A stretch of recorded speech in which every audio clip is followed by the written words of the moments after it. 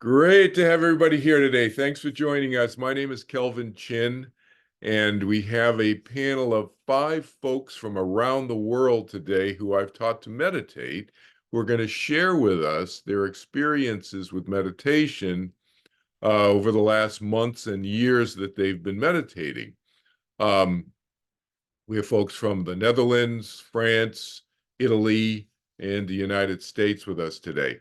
I teach a technique, I call it turning within meditation. It's a very easy technique. For those of you who don't know anything about what I teach, I've been teaching thousands of people for over 50 years now around the world. I taught the first meditation courses in the history of the U.S. Army on all the Army bases in Korea, including on the demilitarized zone and in all the U.S. Air Force bases in Korea. I taught the first meditation courses in the history of West Point Military Academy in the United States.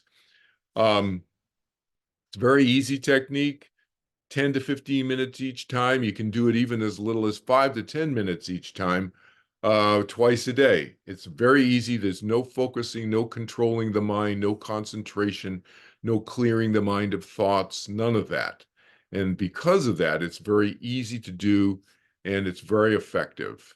As you'll hear some of the folks who I've taught to meditate, you'll hear about their benefits they've experienced. And some of them have done other meditation techniques. So you'll hear some of those folks talk about how this is different from other techniques, meditation techniques and self-development techniques that they may have done over the years. So why don't we just start out with Jill? Jill's in Italy. Jill, why don't you share your experience with everybody, and you can take it away. Go ahead. Okay, sure. I began meditating with turning within meditation a little less than a year ago. So a year ago, my husband and I, we retired to Italy, and we were enjoying our retirement when I received a diagnosis of stage 3 breast cancer. According to my oncologist, I had the worst kind of breast cancer. Those were her words.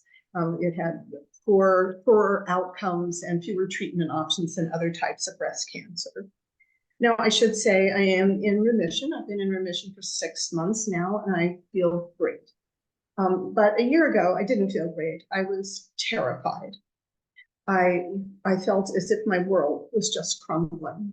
And I had a feeling that was almost physical, that I was kind of tumbling through empty space, and I didn't know where I was going to land. I was first introduced to Kelvin's work by looking for resources on fear of death, because I was afraid I was going to die of this cancer. And I found his book. And from there, I learned about his work on meditation, and I decided to give it a try, even though I honestly didn't think it was actually going to work. I was very skeptical. In the past, I had tried Zen meditation, and I had tried mindfulness meditation, and I hadn't found them to really have an effect on my life in any way. And I also found them kind of confusing, especially Zen meditation. I didn't know exactly what I was supposed to be doing, and I found them difficult. But I was willing to give turning within meditation a try because I was desperate. I had to do something to deal with this horrible terror I was in. So I went through the training and I began to meditate. And one of the things that surprised me was how quickly my horrible terror began to lift away. It wasn't weeks and weeks of meditating or months of meditating. It was a matter of a few days when I began to see an effect on my terror. Now, I was still scared.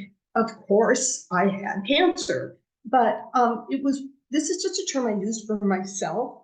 My term, I call it normal fear, by which I mean sometimes life is scary, sometimes we're afraid, but it's just an emotion. It's an emotion we can deal with. I could, experience it and manage it. It wasn't like the kind of soul-destroying terror I had been in. Now, one thing I'd like to say is that I've used meditation over the last year in different ways. So one is the regular meditating every day, 10, 15 minutes, a couple times a day.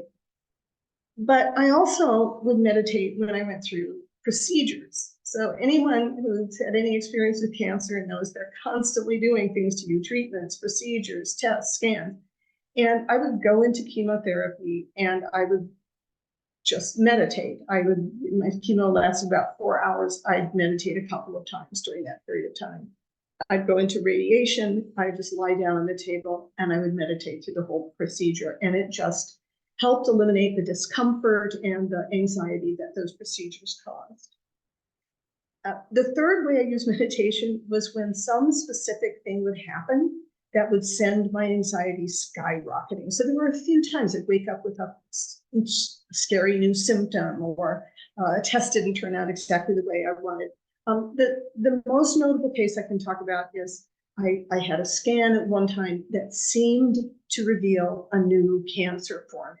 Now, it wasn't a new cancer. It was something benign, but I didn't know that until I had some tests run and I had to wait for the results. So the hospital called me. They said they had the results, did not tell me what they were, and I had to go to the hospital to talk to my doctor. So obviously, my anxiety was through the roof at that point. I stood by the side of the street waiting for my taxi, meditating. I got into my taxi on the way to the hospital and I meditated the whole way there. And I sat in the waiting room and I meditated.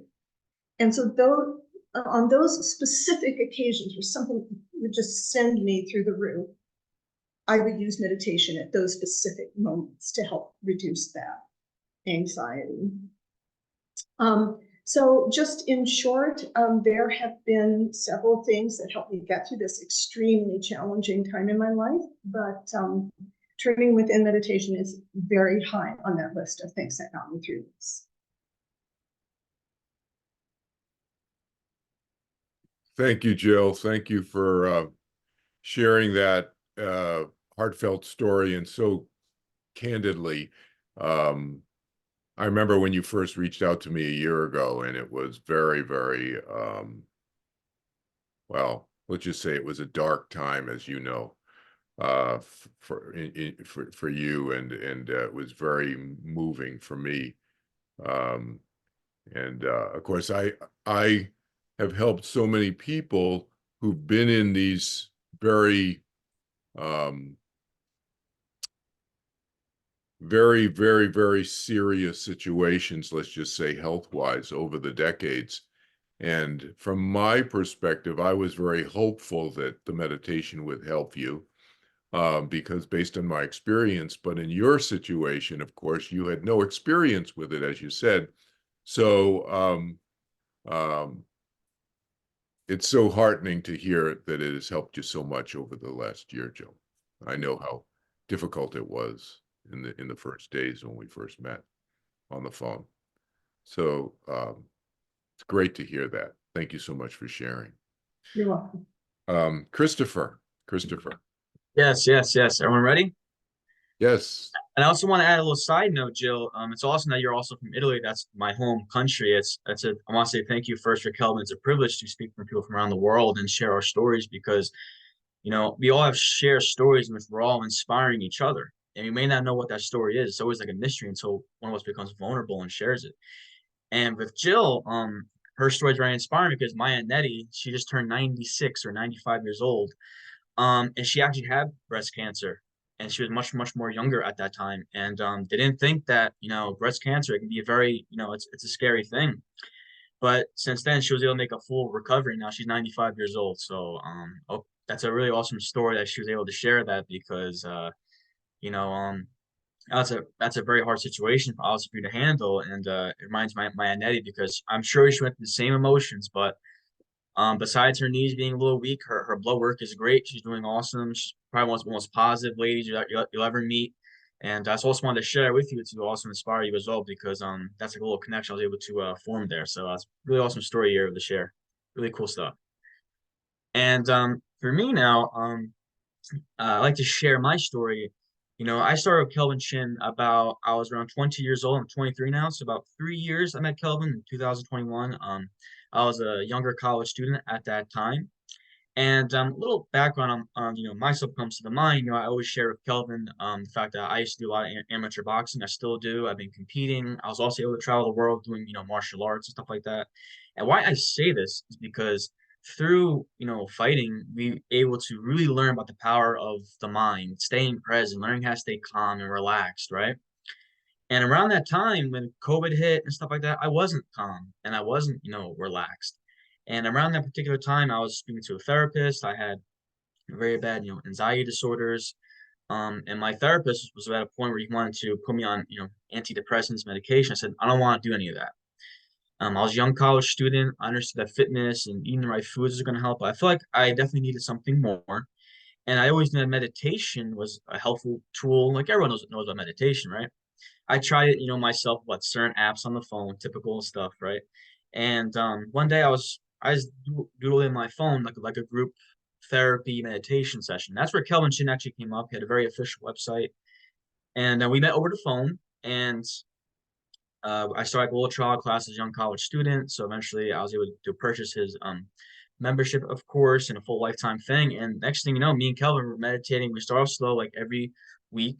And around that time, I was going through pretty bad anxiety episodes. Like I would call Kelvin sometimes. He told me the technique where you put your hand on your stomach and breathe in and out for 10 seconds. I believe that one as well. But Kelvin Chin said one thing to me, because I also read his books as well, that always kind of sticks with me is I says, Kelvin, before all this happened, I was very happy. I was very confident. I already knew about getting outside my comfort zone through fighting. And he said to me, listen, Chris, life isn't about being happy all the time. And I never forget this. He said, life is about being at peace with yourself. And when he said that, that changed my mind because like I didn't understand what he was saying at first. But through, consistent meditating with him and reading his books about life and stuff like that, I began to understand because we're gonna go through that. And that's the biggest lesson I've learned why I was experiencing my anxiety. I have a history of it before, and boxing changed my life. That's a whole other subject. We'll talk about meditation, of course. But around that time, you know, um, this is when I really, really began to look in the mirror and really work hard in this meditation. And eventually what happened was, I was able to make a full recovery from all anxiety. I remember at the time I was having pain in my physical pains of anxiety. I've been through that. And with consistent training with Kelvin and working out, eating all the right foods, all that other extra stuff, I was able to make a full recovery. And in terms of my martial arts training, I was able to really stay consistent with that, compete again. So I came back, I got my life together. I started traveling, and it led me here today because Kelvin has also asked me to do this before. So I got to share my story to other people from around the world. So that's like a very inspiring story of how Kelvin helped me. And now hopefully that can help you guys, today. And when it comes to, grief and overcoming the fear of death, I read his books and that. I mean, I'll be honest with you, like I'm much more stronger today because this last year, my best friend actually passed away in a motor vehicle accident. And well, one of the last things they said to me was, "And most of you quit that like jujitsu stuff that you do because I'm doing a lot of martial arts stuff." So that inspired me to keep training, to keep competing, and now sharing my story. Now I share it with you. So even though this is about meditation, same thing with Jill. She shared her own story. So sometimes it's not just meditation itself, but what's like the root of it. To understand ourselves, meditation, it's effortless. There's no thinking. It simply is. We're simply present in our own mind. And when it comes to more like in depth on meditation, how I see it, because Kelvin explained this to us, imagine like all the stress throughout the day, right? And your mind's just like a garbage disposal. It's collecting all that junk in the mind, right? Kelvin collecting all that stuff. And then meditation slowly just releases all the junk. It's like flushing the toilet bowl, flushing all that junk out of your system. And not only does it mentally make you feel better, it's also physical too. It does physically release more dopamine in the brain. It calms down the mind. And the great thing about Kelvin is, unlike an antidepressant or a Xanax, whatever it is that pharmaceutical companies hand out so much, this is permanent, and this is where we learn about ourselves. And that's why Kelvin Chin's meditation is so powerful, and not just his technique, but how he's able to teach people from around the world, from Buddhist monks to college students like me to older people, veterans.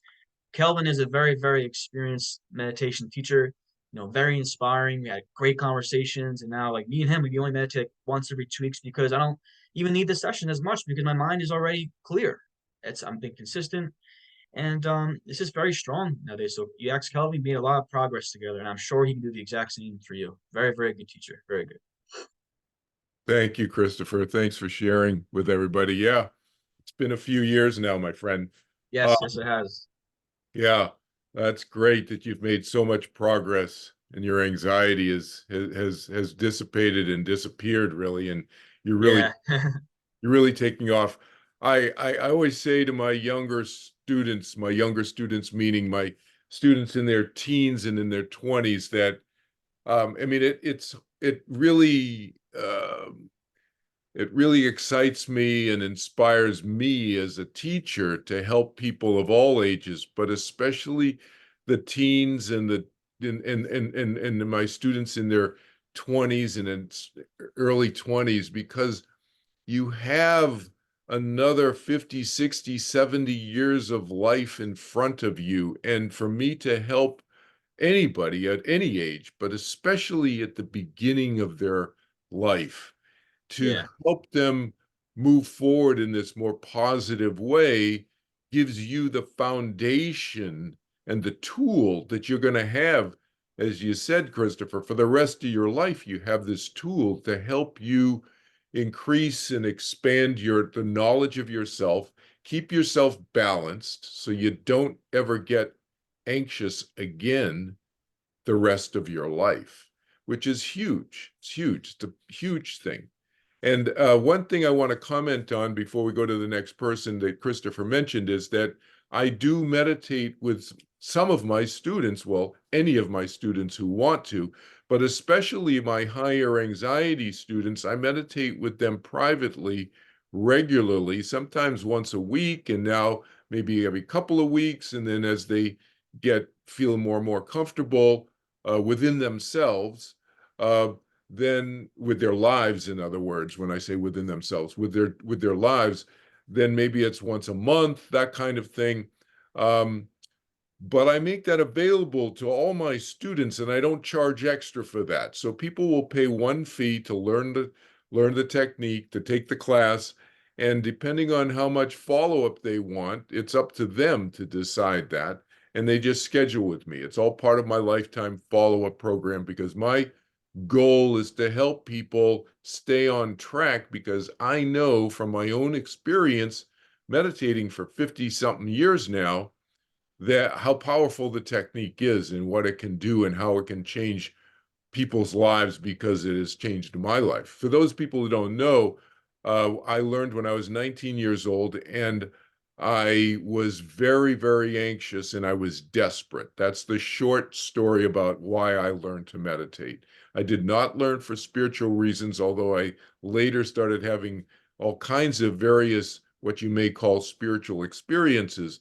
But that's not why I learned to meditate. I learned for the same reason that Christopher learned, because he and he a few years ago and I a few more years ago, when I was 19, was very, very stressed and very anxious. And that's why I learned to meditate. So thanks for sharing. Thanks for sharing, Christopher. It's a great story. Great story. Yeah. Yeah, no, that's great. Marlene, you want to share with us?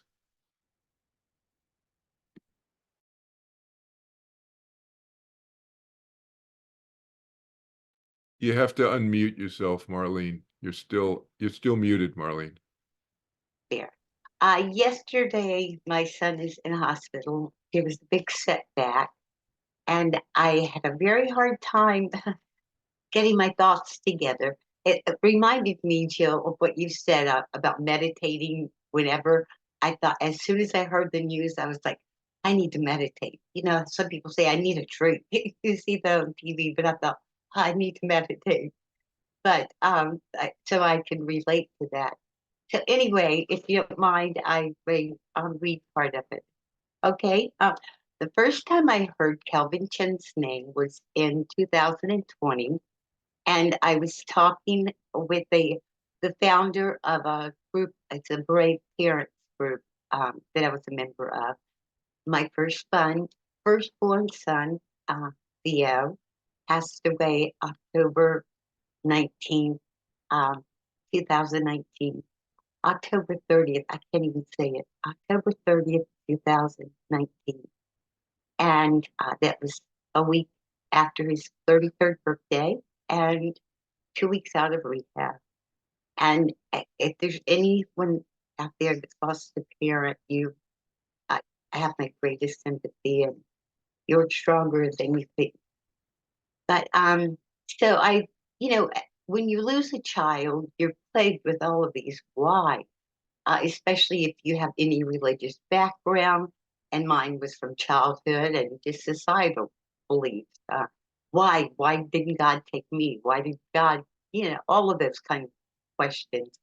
And I was asking the founder her view. I just wanted some input. What did other people think?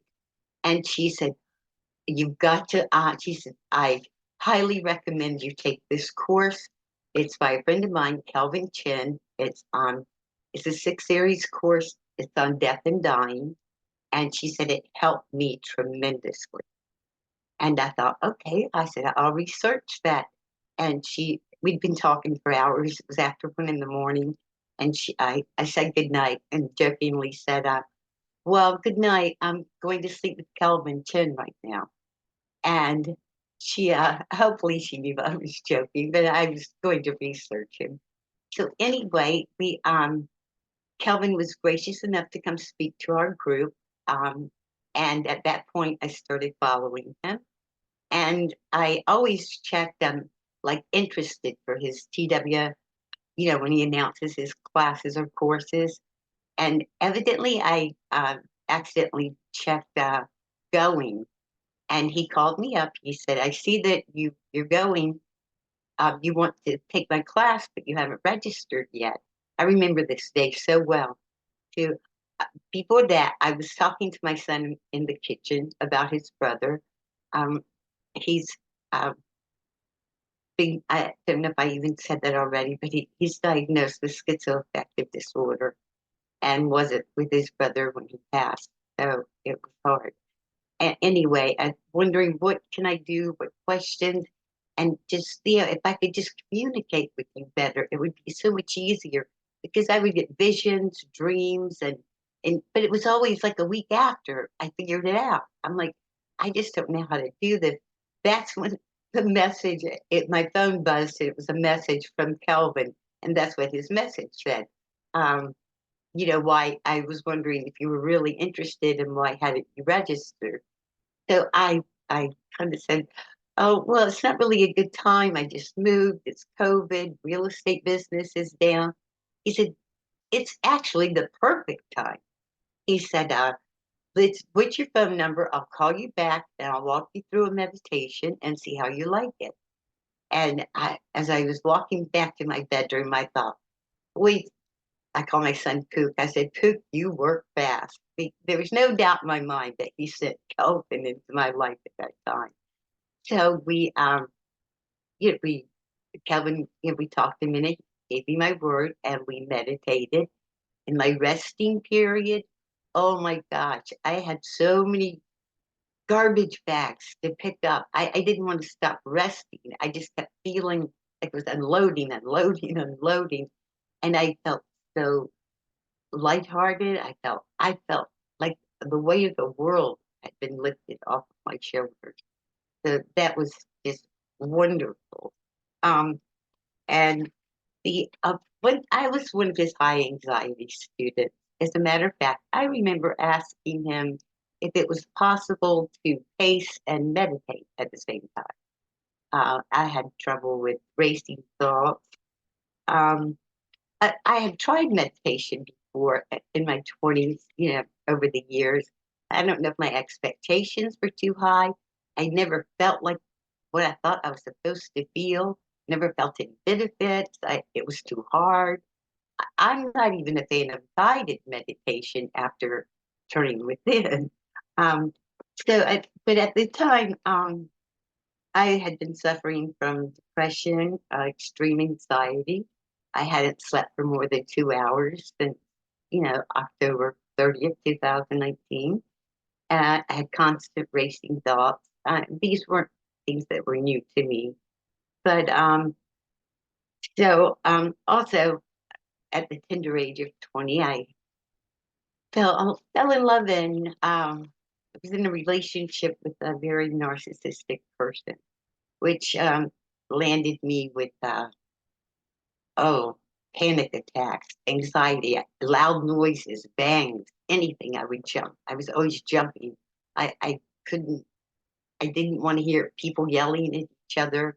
it would send me into a panic attack. It just, people walking into the room too quietly would bother me.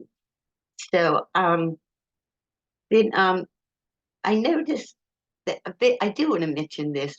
Prior to meditating at first, my heart would start racing, my breathing, gets faster, and I feel that, that feeling you hate because you feel like something horrible is going to happen. And Kevin said, "Oh, that's fine. That's just your body releasing tension." And he was right. It just worked through that. But like everything good for us, diet, exercise, New Year's resolutions, whatever, sometimes we tend to stop doing it. And I had not been doing it as often as I needed to be. And that same feeling came back over me. Every time I sat down to meditate, I would be like, "Oh my gosh, I feel like this is horrible." And so I kept shying away from it. And then I remembered and I thought, this isn't going to help. So I just had to work through it again, and until I could relax. It still happens under very stressful situations, but that just for those people that you don't realize, you think you're just relaxing, but sometimes it's just the opposite on your body. But let's see. Oh my gosh, I forgot. Okay, I will tell you the mental. Well, I would tell you the spiritual. Um, with Theo, nature has always been very calming for me. I love the beach, especially sunsets. And um, my initial thing was, like I said, I was talking to my son. I wanted to communicate better with him, and I just was having so many issues in my life. And at the sunset, I'm gonna cry. Just above the sunset, I could see his eyes so clearly in the sky, and and I just I was in awe. It was wonderful. After that, I started to see people, faces, um, recurring, some not, some family members, some I don't know, some I found out since and their children. But just that part of I feel so connected with my son even more. And I think because of my energy level, I think turning within and meditating, my energy level got so much more positive, and it opened me up to where I could take in all of these other things that were happening, that there's too many stresses going on that you can't do that before. um, Physically, I slept better. I could calm myself down better. My racing thoughts, I could I get better and better at that, could curb them more. I could I had migraine cluster headaches. They lessened. The cycles lessened. I wasn't as anxious. I wasn't as on pins and needles and just waiting for the other shoe to drop. And I was much healthier. I felt much healthier. And I think one of the biggest things meditation has done for me, and I don't even know if I can find the page. It's like an emotional mental level. Turning within, I I didn't have a lot of very much self-confidence. Like it had been a rough way of things, a rough go of things. And I really wasn't even looking for happiness. I just wanted a life less stressful and less difficult to live. And just turning within, I realized, I like myself. I like who I am. And I am worthy of friendship and love. And these were foreign things to me over the years that had been fleshed out by other situations. And it made me it made me want to live, to be happy, to you know, like I know everything's roses all the time, and that's okay, just not being sad. But it just it just gave me such a sense of empowerment, instead of that hopeless, helpless feeling that I felt like I could take charge of my life. I deserve things. I can stand things. I can make things happen. And that I that is one of the biggest things that meditation has done for me. And Kelvin, and thank you very much, Kelvin. I'm forever, ever grateful. Thank you, Marlene. It's beautifully said. Ah, that the last thing you said is so huge. The increasing one's self-worth is the way I think of what you just said. Our own self-worth. That is, like Christopher said, he mentioned this idea of that I said to him that helped shifted his thinking about happiness as inner contentment and inner peace. And that's kind of what you're saying as well, Marlene, shifting our thinking about who we are and that we are worthy. And where does that come from? The thing is, that comes not just from believing that or thinking that thought, it comes from deep within. The meditation does what? What it's doing is connecting ourselves with ourselves in a very intimate, very powerful way. And by connecting ourselves with this more expansive, you could say, expanded sense of self, that's the side effect. And it's a huge side effect, increasing one's self-worth. You can't put a you can't put a description or a number on that. That is so powerful, right? That, And that, so thank you for sharing all of that. Yeah. And the racing thoughts during meditation, I want to comment about that because that can happen during meditation. It's very normal. And as Christopher and Marlene both used this similar phrase that you heard them use that I use in classes, which is why they're saying it, because I've said it so many times in classes, about getting rid of our baggage. We get rid of our garbage, our junk, and in meditation. And sometimes a side effect of that is our racing thoughts. That's one of the side effects is having racing thoughts during meditation. And so it's very important for those of you who have never meditated before or have meditated doing other techniques to understand that that is a normal, natural process of the releasing of old baggage and old energy patterns, and however you want to describe old baggage. It could be anxiety related, or it could be energetic related, or emotional, or some combination of all of the above. But the racing thoughts are not a barrier. That's the key takeaway, the way I teach the meditation. But thank you so much for sharing all of that. And of course, our hearts collectively go out to you in terms of the loss of your son in 2019. Petrushka, how are you over in the Netherlands? Why don't you? Hello. Yes, I'm Petrushka. I'm from Holland, and I saw Kelvin on a podcast, Love Covered Life, by Melissa Dancy. He was talking about his past life experience, and I like to watch those podcasts. And at that time, yeah, he said that he walked with Jesus for 3 years. And at that time, I was struggling with my faith because my work is I'm already I'm a healer and I'm a massage therapist, so I cannot leave my job, and it's like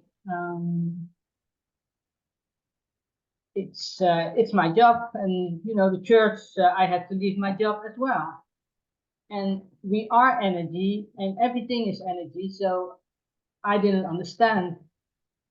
And when I saw the podcast, I contact Kelvin, and also because I do meditation already for 15 years, so I was very curious about his way of meditation. And so I contacted him and we had a talk, and I decided to do the course, and I was very happy that I did it. And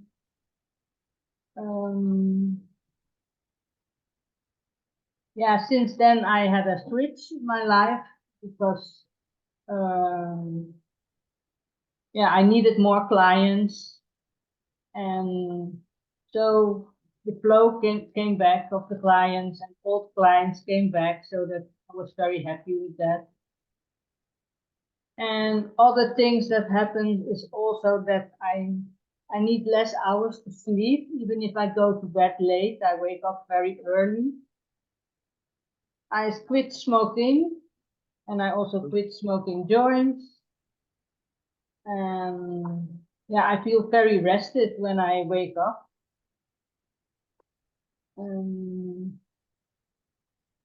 So yeah, and also during what I noticed during the meditation, I always felt very a lot of emotions in my body when I do the meditations. Yeah, the guiding meditations that I was used to, but also with the turning within. And I also noticed my feet. My feet get hot and warm. So I asked Kelvin about it. That because I did grounding exercises every day, but I feel that when we do the meditation, I feel that I'm grounding as well. And he said, yes, that's what the meditation also does. And he also made a clip about it, so it's also on his website. And if you didn't see it yet, I recommend it to watch it.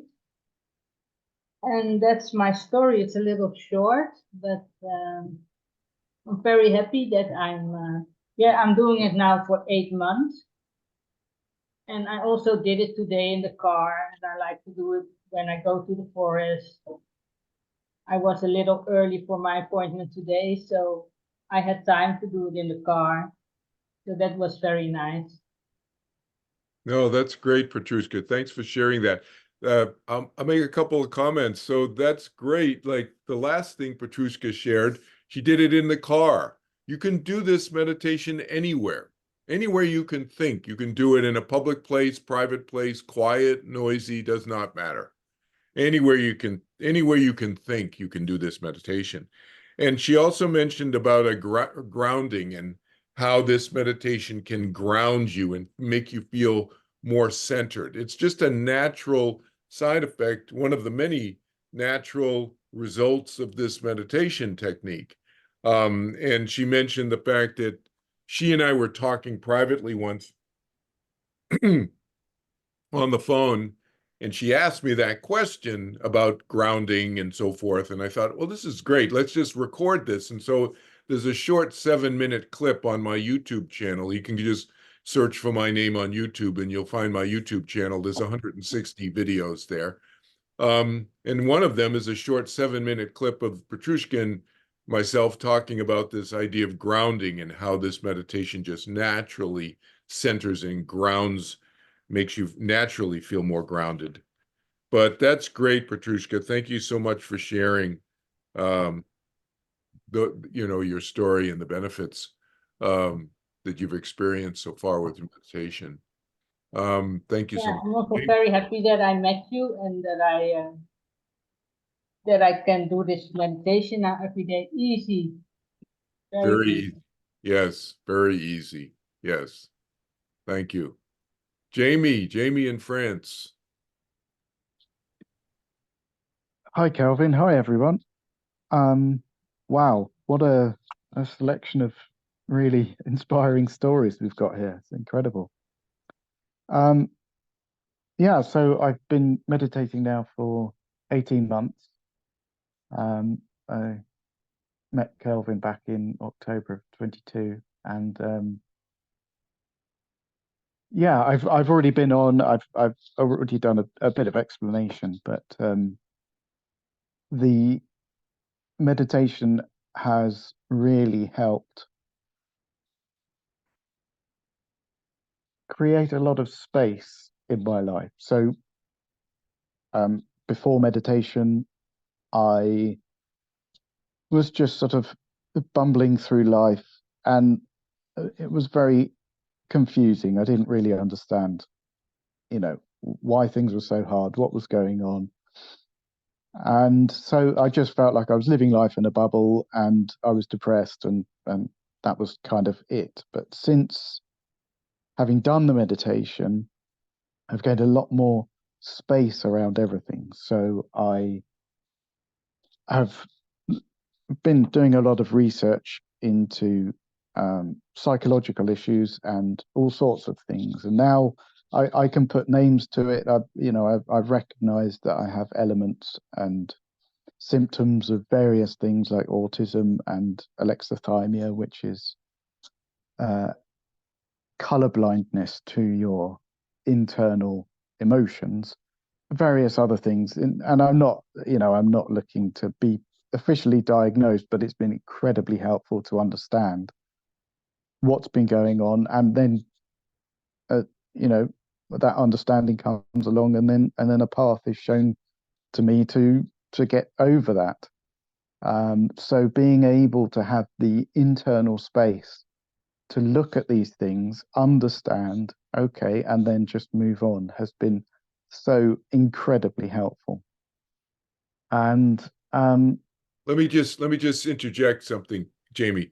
So just to be clear to those who are listening, what Jamie's describing is that he has now the clarity of mind to do the research that he was just describing. What he was just describing is not something that I do. I am not a psychologist. I am not a doctor, and I'm not a psychotherapist. So I teach the meditation practice, but it can have all kinds of side effects, positive side effects. And in his case, the positive side effect was to give him the mental space. That's what he was talking about when he was talking about the space. He's talking about the mental space that he now has to think more about his own issues, to self-reflect, and to, in his terms, what he was using, the word he was using was he's to research and to do some external research about his own internal life and his internal psychology that he's experienced for his whole life for the last several decades. That's what he was talking about. Just so to be clear that that's not what I do. I don't delve into people's psychological issues. So go ahead, Jamie. Continue. yeah, thank you, Calvin. Apologies if I gave the impression that you diagnosed anything like that. And thank you also for reminding me about the self-reflection, because the last time I was on, I ended up um, describing my feelings towards you as being a father figure. And I have come to realize that it's not really the point of what you're doing, because a fatherly figure is kind of like a guide and is kind of the way shower and helper, but you are, and you've always said, you are a friend. And so what you are wanting to inspire in us is to be our own mothers, to be our own fathers, to help guide ourselves. So that was a big revelation since the last time I was on. And so I really appreciate everything you do. And I was high anxiety to begin with, which was a surprise to me when Kelvin said, "Oh, you're one of my higher anxiety students." And so, Kelvin, as he has mentioned in this session and in previous sessions, he is very, very generous with his time, and he means what he says when he says, I will give you follow-ups. And I required many follow-ups. So for the first 2.5 months after learning meditation, Kelvin and I would meet up and he would meditate with me, answer any questions I had. And I needed some firm guidance, let's be honest, in the beginning, to help get me on the path, because the anxiety was kind of running the show, which is, that's kind of natural. And it was exceptionally helpful. And then after those 2.5 months, if I had a wobble, call Kelvin, can we set up a meeting? And straight away, no qualms, no questions asked, straight in there. So the lifetime follow-up is, I can attest to that. I have made full use of it, and it is a wonderful thing. So yes, I believe that's it. Thank you so much, Kelvin, for everything you do. You're welcome, Jamie, and thanks for expressing all that in the way you did. It's very, very, very appropriate and very accurate. So yeah, as Jamie mentioned, my goal is to help my students be as independent as possible.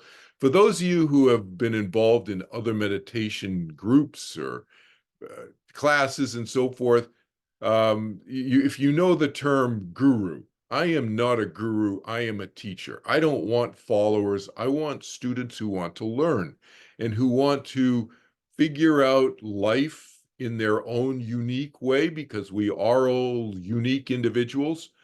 And so as you can hear from the various stories that they've shared with you today, I give people perspective. I give people different ways of approaching and thinking about ideas and concepts like happiness, and thinking about happiness as a contentment issue and an inner peace issue, and not that life is a flat line experience that's always going to be happy. No, we all have challenges in our lives. The issue is not whether we have challenges, because we're always going to have challenges. Happiness does not mean no challenges. Happiness and contentment in my world, in my experience, means the ability to handle the challenges, the ability to cope with our life challenges, which are inevitable. And Jill started us off today with very, very serious life biological challenge. And so, how can we navigate our lives more easily? Nobody's perfect. And with less suffering and more peacefulness inside. Nobody is always peaceful all the time, but more. That's the key. Moving in that direction of more rather than less. That's the idea. That's my approach to meditation. That's my approach to life. Actually, I think it was it Marlene? I think, yeah, Marlene mentioned about a 6-part series that I teach. Though that's not the meditation class. The meditation class is a four-day class. It's not all day. It's 1 hour the first day, and then a couple hours each on day 2, 3, 4. And as I said, you can go on my website, turningwithin.org, and you can see the details of the class, details on the register page. But she was referring to a different class that I teach. So I teach a number of classes. So there's a 6-part series I teach on death and dying and so forth, and what happens after we biologically die and so forth, based on some experiences that I've had since the late 1970s. So not in the early days when I first started to meditate, was just about getting rid of my anxiety. But later on, I started having we'll call more spiritually transformative type experiences, and past life experiences and so forth, opening up when I didn't even believe in past lives. But the meditation for me initially was all about improving myself in a more general way, because I was not spiritually oriented at all when I first learned as a teenager. And getting rid of my anxiety, improving my memory when I was a student was huge. And just feeling more grounded, as to use the phrase that Petrushka mentioned, feeling more grounded and centered within myself, because I really felt, like Marlene said, I felt like, just I felt pretty lost, let's just say, when I was in my late teens, in college and university here in the United States.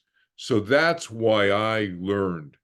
And since then, personally, I've experienced all different variations of everything that all of my students have shared with us today. And each of us will experience the benefits in our own unique way, because we're all unique individuals. But the variations, the colorations that everybody shared with us, and I thank everybody for sharing so candidly and intimately today here in this session for other people to listen to. We will all experience variations of those in our own different way, but those are all great stories that kind of capture in a real life way the positive effects that this simple technique, doing it 10, 15 minutes twice a day, can result in. So thank you so much for everybody being here. I don't know, does anybody have any questions who's sitting in here? Or if not, we'll call it a session, but thank you. Kelvin, may I just add something, Yes, go please? ahead, Jamie. Yeah.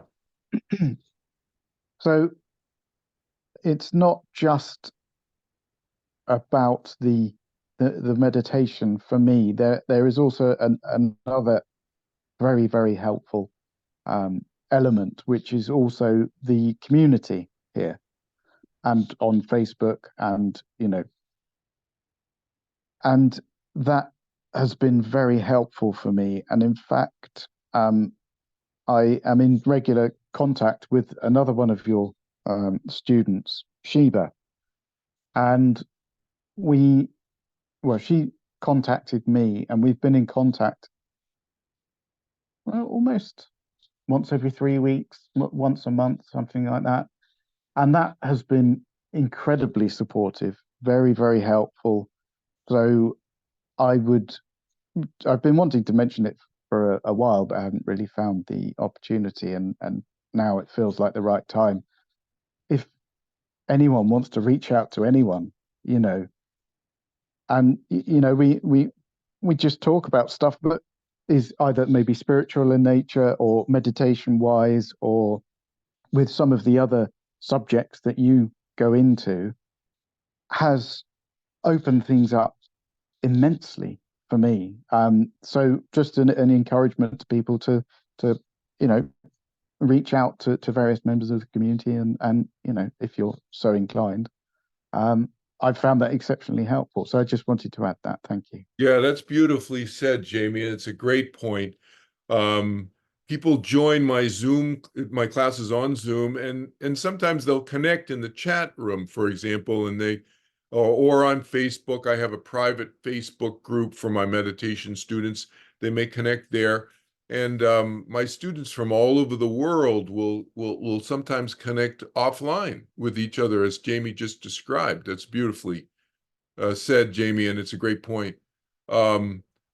Just to connect and talk about meditation, you're talking with people who have like minds, who have a similar worldview and so forth, and you can share and share notes, so to speak, and compare notes, and have these offline discussions. Yeah, no, it's Yeah, great. especially if you're surrounded by people who aren't in that frame of mind, who are not involved in that world, to be able to talk to someone about these aspects and things that are really important to you, to have someone who's on the same wavelength in that way is incredibly helpful. Yeah. Yeah, beautifully said. Yeah, great point. Great point. Thank you for sharing that. So on that note, so great to have everybody here. Thank you for joining us from around the world, and everybody who shared today. My heart goes out to all of you guys. Know we're all friends, and it's a great word, Jamie. That's how I view all of my students. They're all my friends, you know. Students and friends.